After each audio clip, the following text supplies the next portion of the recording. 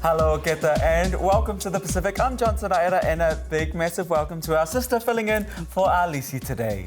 Kia ora, I am Aggie Tupou. Great to join you, Johns. Let's take a look at what's coming up on the show today. Australia and PNG put ink to paper. The Pukpuk Defence Treaty signed in Canberra. Mixed feelings over America's military buildup in Palau. And we hit the dance floor with Sela Vai.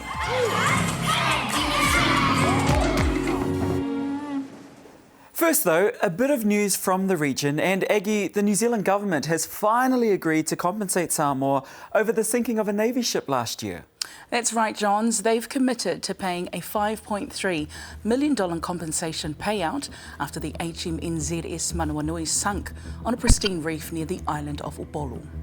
In a statement released on Monday, New Zealand Foreign Affairs Minister Winston Peters announced the payment following a request from the Samoan government and lobbying from the affected villagers. We have always said we will do the right thing. We recognise the impact the sinking has had on local communities and acknowledge the disruption it has caused. The announcement comes exactly 1 year after the HMNZS Ni-Vanuatu smashed into a reef and sunk off the coast of Samoa's Sawhata district, spewing diesel into the surrounding waters. In Vanuatu, an overseas influencer has caused an uproar online. Kenyan travel vlogger Diana Daisy Gao was on a trip partly paid for by the government of Vanuatu, where she visited sites, met with locals and even travelled to Mount Yasur on Tana. Yasur International Volcano Rest! But it was this since-deleted post that's landed her in hot water. Online, many Ni-Vanuatu took issue with the way Diana Daisy was dancing and thought her demeanour was disrespectful to traditional customs. I don't know about anybody else, but that video made me really, really uncomfortable. What is displayed in that video is, quite frankly, a mockery of something that is so sacred. You don't have to be from Tana to find it offensive and to find it disrespectful. Even Prime Minister Jotam Napat chimed in, commenting on the post that he agreed with the criticism. Diana Daisy has since posted an apology to her 1 million followers on Facebook, saying, "I now understand my actions may have been misunderstood. I sincerely apologise if my participation was perceived as disrespectful or inappropriate." And this isn't the first Pacific trip for Diana Daisy. A few months back, she was on a similar tour in PNG and was even photographed alongside Prime Minister James Marape. To Micronesia now, where the United States military is investing billions of dollars to revive World War II-era facilities. In the strategically located nation of Palau, there's anxiety among locals that the military build-up will see war return to their peaceful islands. Hugo Hodge was in Palau for the story.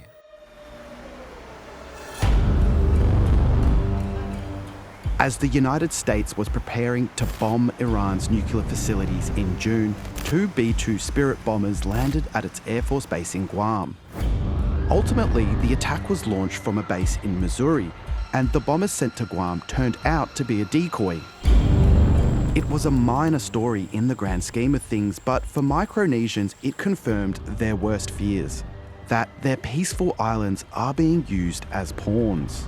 But the anxiety is, what's next? Is war coming? They're only thinking about their war plan. They don't consider human beings. The United States is rapidly expanding its military presence in Micronesian nations and territories across the Pacific, along what it calls the Second Island Chain, a backup line of defence in a future war with China.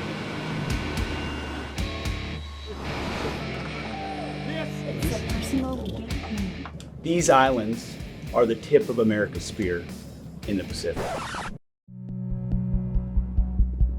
These islands are also home to nearly 250,000 people. And some fear the US makes them a target. Guam is the tip of the spear, but it's also the bullseye. Yet others say it offers protection. Presence is deterrence. But when the world's most powerful military flexes its muscles, humans and the environment suffer the consequences. something this part of the world knows all too well. Napalm-filled belly tanks. The US already has thousands of troops permanently stationed in Guam. In what is arguably the biggest military build-up here since World War II, the US is investing in several permanent positions in Palau, the Federated States of Micronesia, and Northern Marianas, as it prepares for a potential conflict with China. In Palau, radar facilities and airstrips are cropping up from north to south, and it's leveraging long-standing agreements with Micronesian nations to do so. The US, under the compact, is responsible for our security and defense. Palau is in a compact of free association with the US.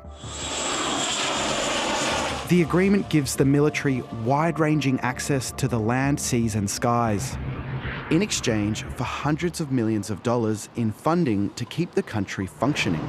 They said they're there to protect us, we're partners, and we want to make sure that the United States is ready to defend, and that's why we have to work together with them.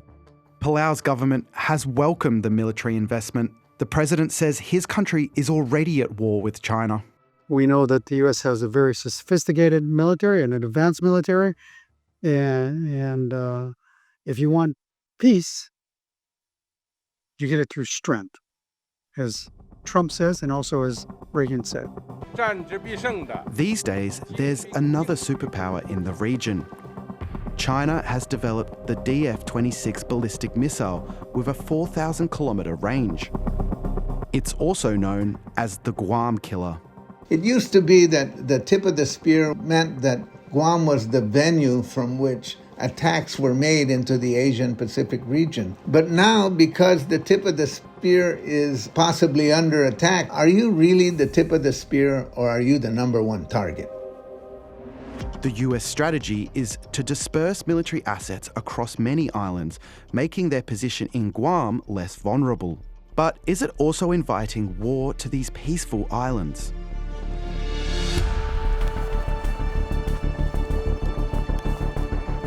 This week, 3 Taiwanese warships and 1 US Navy vessel have pulled up in the harbour here behind me. It's a common sight here for locals and a pertinent reminder that this peaceful, idyllic nation is very much a character in the theatre of war between the US and China. Experts say China is preparing to invade Taiwan, and that could bring fighting to Palau, one of Taipei's 3 remaining allies in the Pacific. To bring all of these infrastructures that serves war into Palau puts us at the center of a war field. We're just a war shield to them. We're disposable to them. The environment has paid the price. Eventually, the people of those communities will pay the price. Anne is a co-signer of a complaint submitted to the United Nations alleging the US military has violated human rights through the destruction of the environment and Indigenous culture. And I don't know if they intentionally took advantage of the fact that the communities were so uninformed, but I am starting to think that's just how they operate. They're given orders to go and execute a plan, and that's it. 7 high school students co-signed the human rights complaint, including Anne's daughter. So we wanted to stand up and be the voice and present the issues for the people who are too scared to do it themselves. We're fighting against the military, and that even though we're smaller islands, we can also fight if we are willing to fight and make a difference.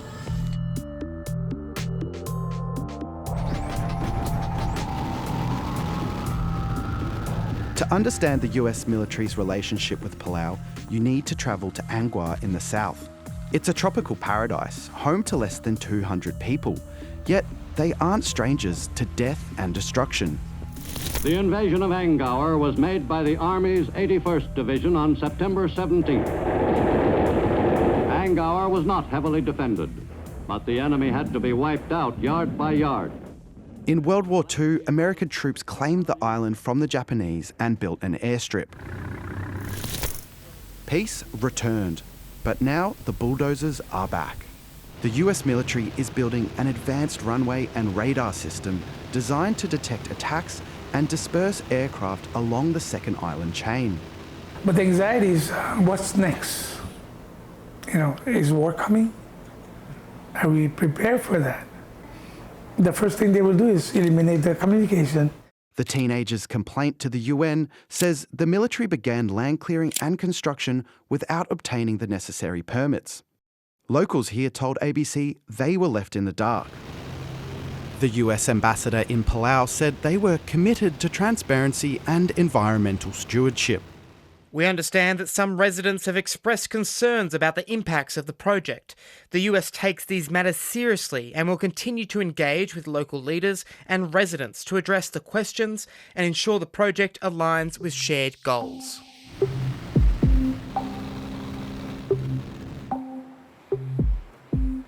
As the US military prepares for war, some worry that they are forgetting about those who served in their past conflicts.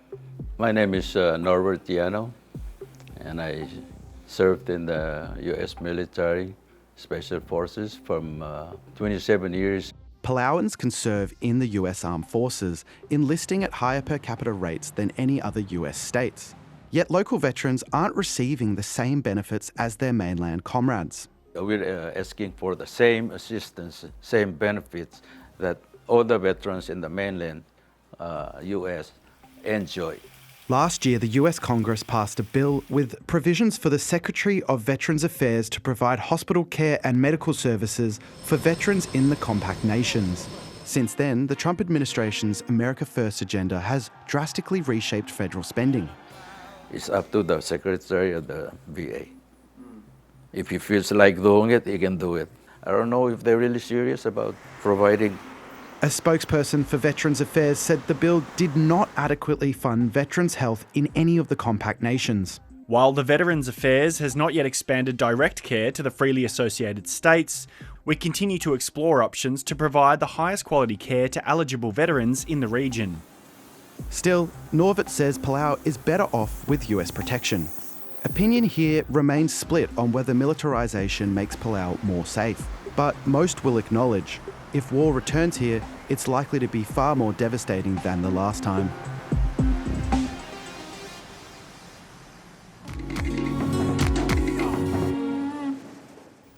And while the US military has been expanding in Micronesia, Aggie, Australia and PNG this week signed the landmark Pukpuk Defence Treaty.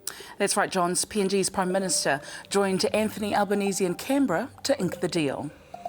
It is Australia's first new alliance in more than 70 years. This treaty was not conceived out of geopolitics or any other reason, but out of geography, history, and the enduring reality of our shared neighborhood. It is about one big fence that secures two houses that has its own yard space. And Mr Marape also appeared on the ABC's 7:30 program to talk about the treaty. At the moment, our military capacity is not at a space where we are an active participant. We are a contributor to subject conflict. And so it is in our interest to work to build. And I don't necessarily see China as an enemy. China is a good relationship nation, even with Australia, with PNG. We trade with China. We do business with China. And so there's no need for an alarmist approach in this conversation. Is it possible that PNG could make a decision not to be involved in a conflict Australia was engaged in with China? Likewise, Australia, PNG was engaged in a construct. We would not expect, or in a conflict, we don't expect Australia to drop everything else and run to us. The treaty has provisions where there'll be consultations, they'll be engaged. There's a finality of making call that rests with respective Defence Force commanders. But on the streets of Port Moresby, the feelings were mixed. Because as we're a developing country, we will rely on Australia, as well as Japan, China, for that matter. And to sign that treaty for those countries, it won't be a good image to them, because they're also investing on Papua New Guinea for the development of this country. I believe that the Pukpuk Treaty, it would be good for the country, mainly because it would uplift the skill sets, meaning the technical and the soft skill area for the military, that would uplift the defence standard to world standard. And some are outright against it. Former PNG Defence Commander Jerry Singarok told RNZ he believes it could undermine the country's sovereignty. You don't need to be a rocket scientist to know what this treaty is all about. It's all about seeking alliance with the smaller Pacific nations. Papua New Guinea offers a strategic geographical location. It's a midpoint between Australia, the 7th Fleet in Hawaii. It's a very, very cunning approach using Australia as the proxy for USA. A change of pace now. Tatau have exploded in popularity, not only among Pacific peoples, but also non-Pacific people, online scammers and world-renowned brands. And this often raises contentious arguments about cultural appropriation and who owns patterns designed by cultural practitioners. So who can have these ancient patterns etched onto their skin? And what needs to be done to control the use of this art form that links us back to our tupuna or ancestors. The popularity of Pacific tatau or skin markings has grown rapidly in recent times, thanks largely to exposure from Pacific sports and entertainment stars.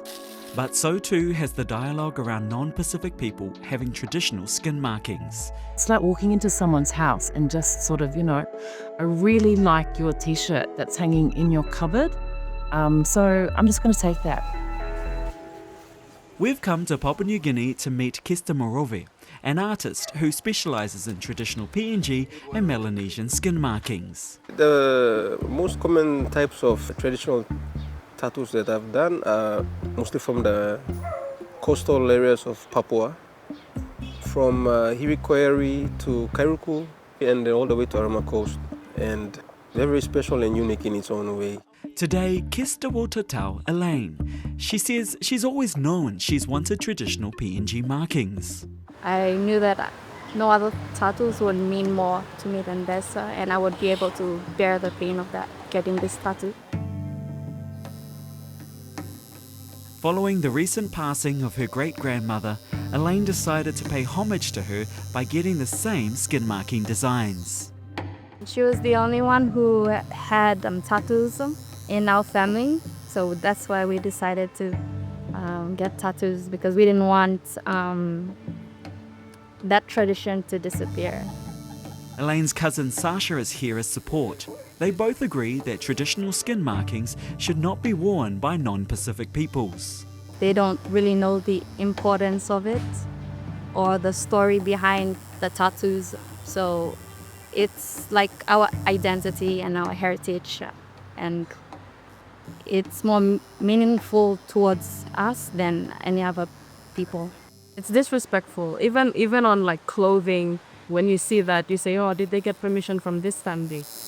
Kester agrees. My thoughts, it's just not a good idea for them to carry the Papuan, traditional tattoos on their bodies, because it doesn't show their identity.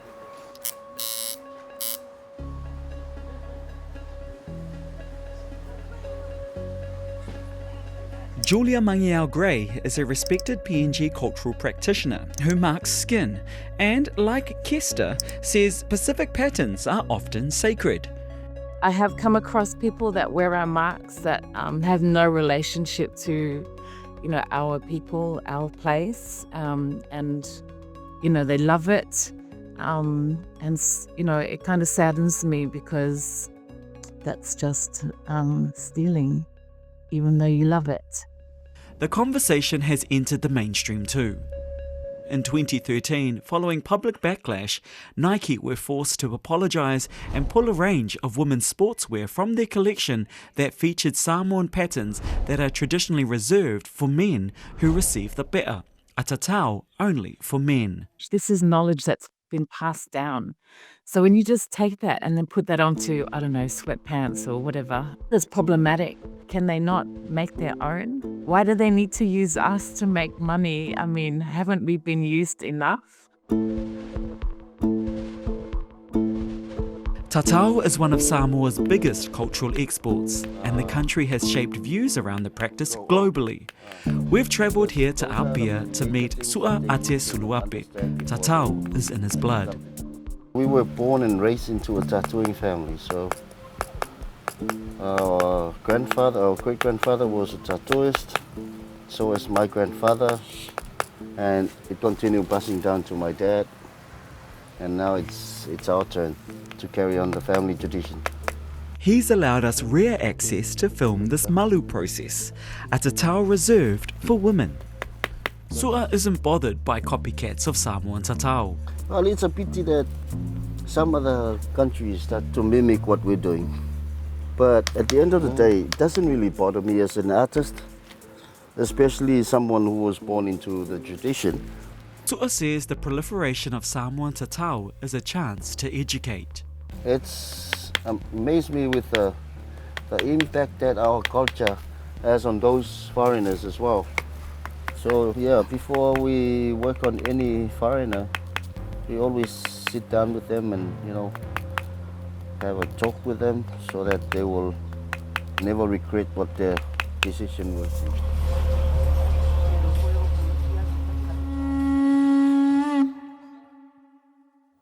Sela Vai is an internationally acclaimed and ARIA award-winning choreographer and creative director that has worked with some of the biggest global brands and artists. Now, the normal route for a dancer is that you join a studio and then grow from there. Not this Tongan girl from Sydney's West, though. She started dancing with a hip-hop crew outside a public library. And reporter Sosefina Fuamoli caught up with Sela in Melbourne at her show, Human, the culmination of a week-long collaboration with local artists.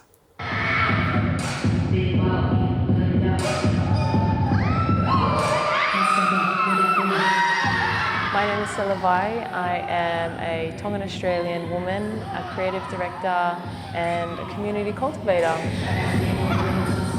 Thank you for your energy. Welcome to Human. Human was birthed from a place for me where I felt in the industry like a little bit of an outsider.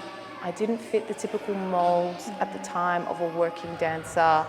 The body type, the look, the style of dance even. And so I wanted to create a space that paved new paths for not only how we can develop as professionals with a wider scope of what we're casting in the dance industry, but also the process of how we become professionals.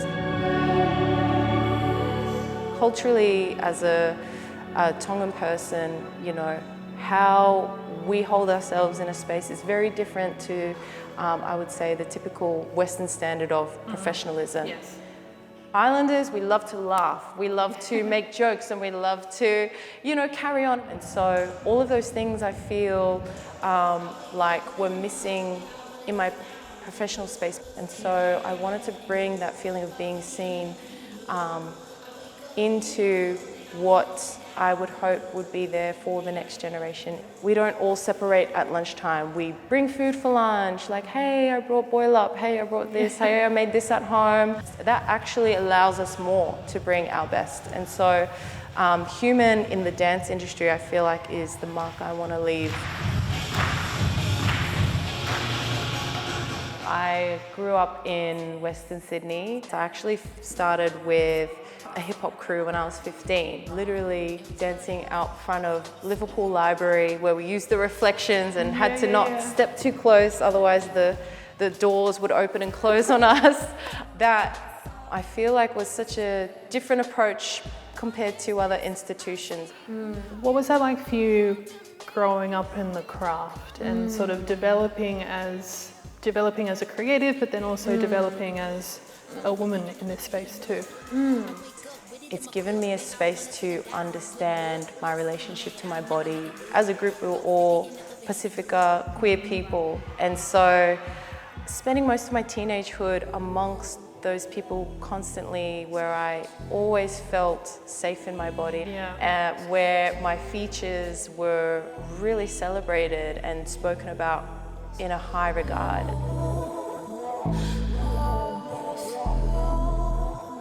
As I got older, I started creating my own short films with, you know, very DIY, very much just to share on Facebook. And from there, that helped me practice choreographing for music videos, which I started doing from a young age. A highlight of my career so far was working with Tones and I as her creative director.